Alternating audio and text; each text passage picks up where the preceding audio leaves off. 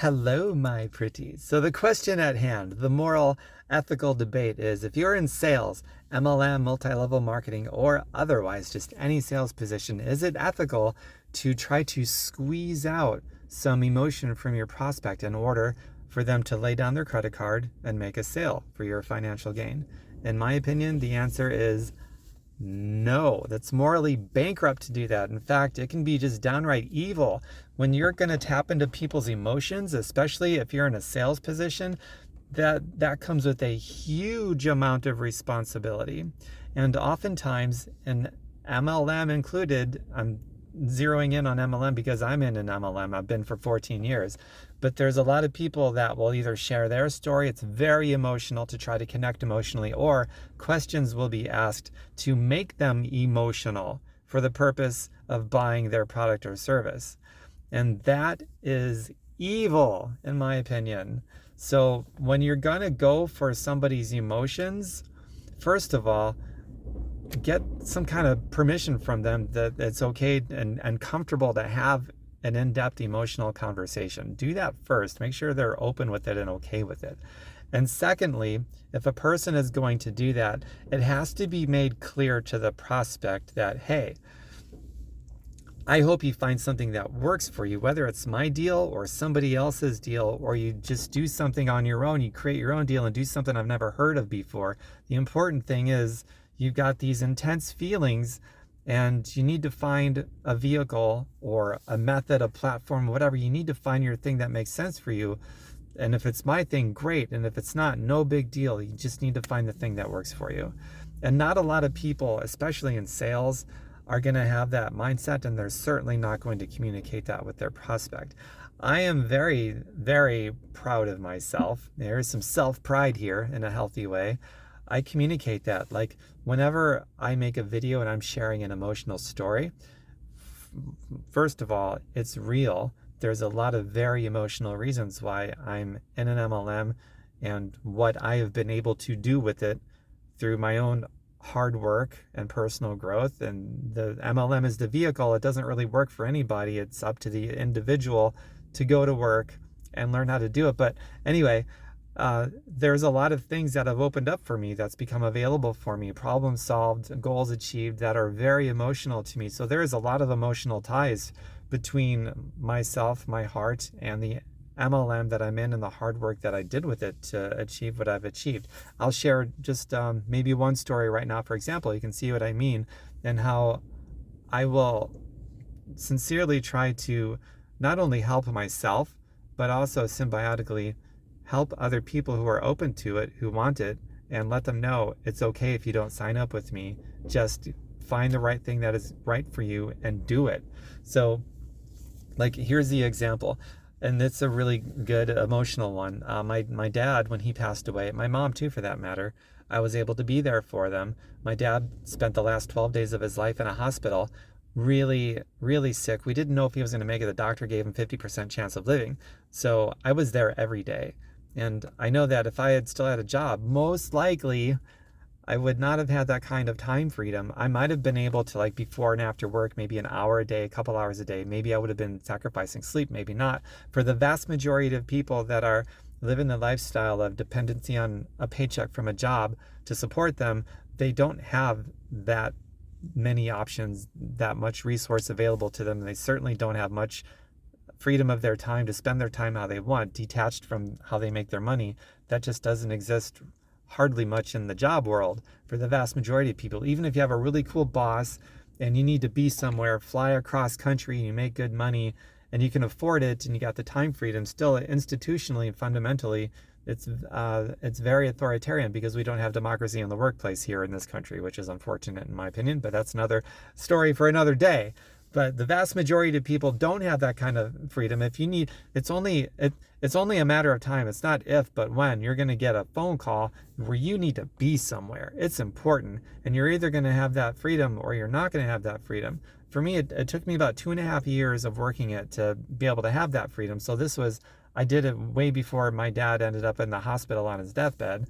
So I had already done the work up front to create that. So when the time came, that's the thing about that phone call, the tragedy. It comes unexpected. You're not going to get a warning. There it is, and now you got to deal with it. Are you free to deal with it or not? Do you have the time freedom and the resources, the money that you might need? Who knows? Maybe you need to hop on an airplane, fly across the country, and be somewhere. And now maybe it's going to cost money and time availability. Maybe you have a boss where it's like you got to stay at the office because he needs you, and you're focused on all these other things except where your heart needs to be and where you physically need to be.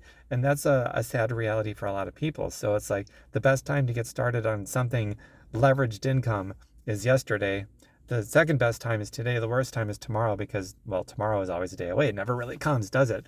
So that's important to get started on leveraged income. And maybe you don't know what that is or what it looks like, but now you got this concept of, oh my God, it's not if, but when. This tragedy, that's just part of life, that we go through moments where we need to be somewhere. It's not if, but when. So then it's like maybe your starting point is you do some Google searches and you find out more about leveraged income, and you do a search for different opportunities, and until you find something that speaks to you, and then you just go all in on that and build that in your spare time outside of work and whatever else you've got going on. That's the whole idea behind it, and how I was able, it circles all back around to how I was able to spend time with my dad at the hospital on his deathbed during his dying days. And that meant the world to me and my dad and my family. And I wouldn't have been able to do it as freely as I was if I still had a job that I relied on. And that's not anti-job. You may decide to keep your job once it becomes optional because you like your job, and that's all fine and dandy. What I'm saying is it's extremely self-sabotaging to keep yourself in a position where you depend on the income from your job to fund your livelihood. That has harmed and hurt and destroyed so many people. And I don't think it's a good idea to remain stuck in that situation, even if you are in a good company with good pay, good benefits, a cool boss, and all that stuff, because there's still something very fundamentally and institutionally wrong with that kind of authoritarianism. And I don't know if we're ever going to have a democracy in the workplace and have better social safety nets. We should. Doesn't mean we will. We might in the future, but we don't right now. Who knows? So you really got to step up and take care of yourself if you want to be in a situation where you're free to be where you need to be when a tragedy happens. It's so super important. And so that circles back to the thesis of this video, which is it moral and ethical for a salesperson to squeeze out or draw out or invoke some kind of human emotion from said prospect? It all depends on the person, the intention behind it. Is it only to receive a gain for them personally, and that's why they're invoking emotions for their own personal gain? If so, then the short answer is no. That's not okay. You can do a lot of damage to people doing that. So here's a tip from me. If you're looking at MLMs or any sales kind of thing, especially MLM, say to the distributor that you're talking to, the independent representative, say to them, thanks for sharing this with me. You got me all emotional. I'm really thinking hard. I didn't look at things like this before. I'm going to go look at other deals, though, other opportunities, and see what else is out there. Say that.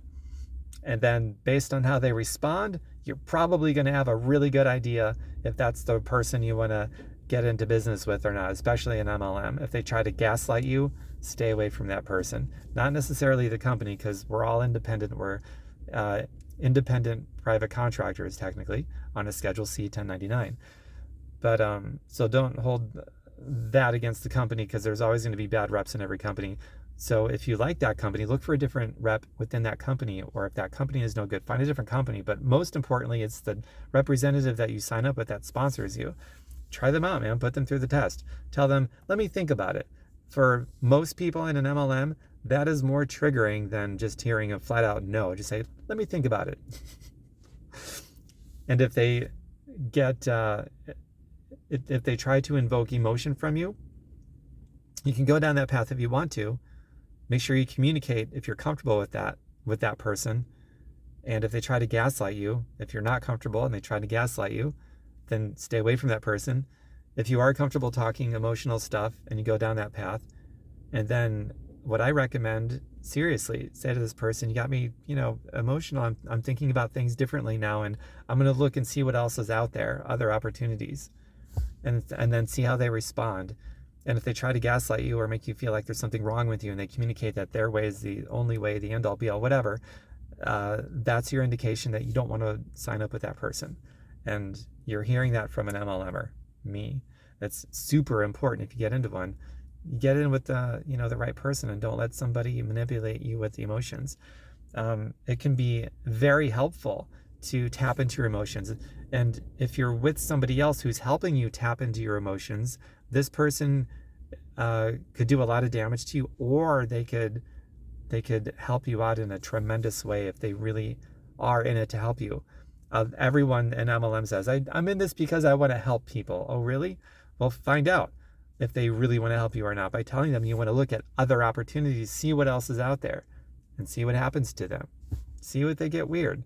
If someone really wants to help somebody, it's not really going to matter if you get into their deal or somebody else's deal. It's not going to matter if they gain financially or not, if they really want to help.